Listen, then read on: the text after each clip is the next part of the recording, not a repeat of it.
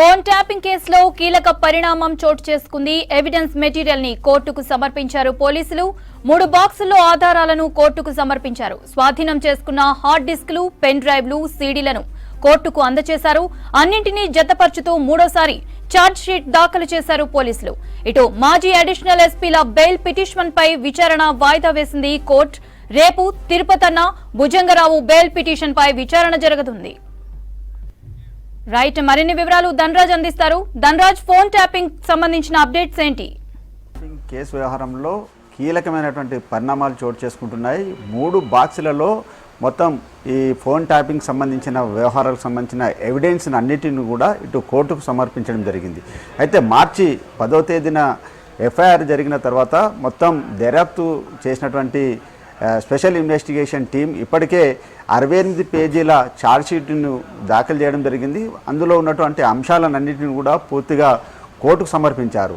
అందుకు సంబంధించినటువంటి టెక్నికల్ ఎవిడెన్స్తో పాటుగాను మొత్తం దస్తావేజులు, అదేవిధంగా 68 పేజీలకు సంబంధించినటువంటి ఛార్జ్షీట్తో పాటు 69 మంది ఏదైతే ప్రైవేట్ వ్యక్తులను విచారించారో ఆ ఎవిడెన్స్లకు సంబంధించిన విషయాలన్నింటినీ పొందుపరుస్తూ కూడా ఇటు మూడోసారి ఇటు కోర్టుకు తగిన ఆధారాలన్నింటినీ కూడా ఎవిడెన్స్తో పాటు 3 బాక్సులలో ఉన్నటువంటి టెక్నికల్ సంబంధించిన విషయాలను పొందుపరుస్తూ కూడా మొత్తం సమర్పించడం జరిగింది. గతంలో జరిగినటువంటి ఏదైతే ఛార్జ్షీట్లో పొందుపరిచినటువంటి వ్యవహారాల్లో కొన్ని తప్పులు దొరలాయో వాటి అన్నింటిని కూడా సరిచేస్తూ కూడా టెక్నికల్ ఆధారాలన్నింటిని కూడా సమర్పించడం జరిగింది. అయితే ఇందులో చూసినట్టయితే ప్రధానంగా ఫోన్ ట్యాపింగ్ జరిగినటువంటి సంబంధించిన వ్యవహారం చూసినట్టయితే మార్చి 10వ తేదీన ఏదైతే పంజాగుట్టలో పోలీసులు ఎఫ్ఐఆర్ నమోదు చేశారో దాని ఆధారంగా కూడా ఇప్పటికే చాలామందికి సంబంధించినటువంటి ప్రైవేట్ వ్యక్తులతో పాటుగాను టెక్నికల్ సంబంధించినటువంటి విషయాలన్నింటిని కూడా స్పెషల్ ఇన్వెస్టిగేషన్ టీం ఆధారాలన్నింటిని కూడా రాబట్టడం జరిగింది.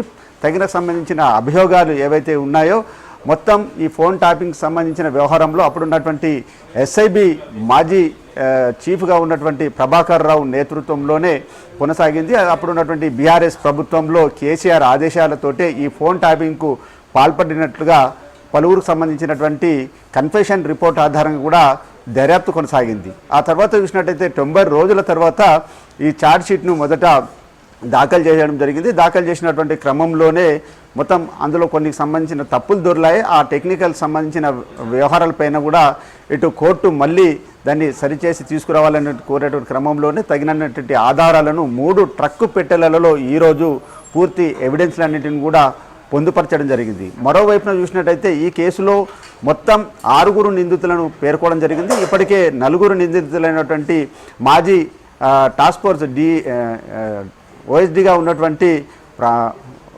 రాధాకిషన్ రావుతో పాటుగాను అదేవిధంగా ప్రణీత్ రావు కావచ్చు డిఎస్పీ, అదేవిధంగా ఏఎస్పీ అయినటువంటి భుజంగరావు, అదేవిధంగా తిరుపతన్నల పేర్లలో పేర్కోవడం జరిగింది. అయితే ఇందులో ప్రధాన నిందితుడైనటువంటి ఎస్ఐబి చీఫ్ ప్రభాకర్ రావు, అదేవిధంగా ఓ ఛానల్ సంబంధించిన ఎండి శ్రవణ్, వీళ్ళు ఇద్దరు కూడా పరారులో ఉన్నారు. మొత్తం తగినటువంటి ఆధారాలను రాబట్టేందుకు గాను ఇంకా నిందితులను విచారించాల్సినటువంటి అవసరం ఉందని కూడా అధికారులు ఈ ఛార్జ్షీట్లో పేర్కోవడం జరిగింది. అయితే ఇప్పటివరకు 4కు సంబంధించినటువంటి ఎవరైతే పోలీస్ అధికారులు ఉన్నారో వాళ్ళు ఇచ్చినటువంటి కన్ఫెషన్ సంబంధించినటువంటి ఆధారాలన్నింటిని కూడా పేర్కోవడం జరిగింది. గత బీఆర్ఎస్ ప్రభుత్వ హయాంలోనే మొత్తం ప్రతిపక్షాలకు చెందినటువంటి ఫోన్లన్నింటిని కూడా ట్యాపింగ్ చేశారు. అదేవిధంగా అప్పుడున్నటువంటి ఒక జడ్జీలకు సంబంధించినటువంటి ఫోన్లను అన్నింటిని కూడా ట్యాపింగ్ వ్యవహారాల్లో ఇందులో అభియోగాలు కూడా ఉన్నాయి. కాబట్టి వాటన్నిటికీ టెక్నికల్ ఆధారాలన్నింటిని కూడా ఇందులో పొందుపరచడం జరిగింది. మొత్తం ఎవిడెన్స్లు అన్నింటిని కూడా కలెక్ట్ చేయడం జరిగింది. మొత్తం ఈ సైంటిఫికల్ సంబంధించినటువంటి ఎవిడెన్స్లను పొందుపరుస్తూ ఏదైతే కన్ఫెషన్ రిపోర్టులను కూడా ఇందులో పేర్కోవడం జరిగింది. ఎక్కడెక్కడ ట్యాపింగ్ సంబంధించినటువంటి విషయాలు జరిగాయి, అందుకు గాను గత బీఆర్ఎస్ ప్రభుత్వంలో ఏ అధికారి ఏ రకంగా పనిచేశారు, ప్రతిపక్షాలకు చెందినటువంటి ఫోన్లను ట్యాపింగ్ చేస్తూ ఏ రకంగా వ్యవహరించారు, అదేవిధంగా మొత్తం పోలీస్ అధికార వాహనాల్లోనే ఏ విధంగా డబ్బు తరలింపు జరిగిందనే విషయాలను ఈ అభియోగ పత్రాలలో పొందుపరిచి దానికి సంబంధించినటువంటి టెక్నికల్ ఎవిడెన్స్లను అన్నింటిని కూడా ఈ మొత్తం 3 బాక్సులలో ఈ ఆధారాలన్నింటిని కూడా కోర్టుకు సమర్పించడం జరిగింది. మరోవైపున చూసినట్టయితే ఏఎస్పీలు అయినటువంటి భుజంగరావు, తిరుపతన్నలు కూడా తమకు బెయిల్ మంజూరు చేయాలంటూ కూడా పిటిషన్ దాఖలు చేశారు. కానీ దానికి సంబంధించినటువంటి విచారణను రేపటికి వాయిదా వేయడం జరిగింది. మరోవైపున చూసినట్టయితే ఈ కేసుకు సంబంధించినటువంటి వ్యవహారంలో మొత్తం ప్రధాన నిందితుడు ఉన్నటువంటి ప్రభాకర్ రావును విచారించేందుకు గాను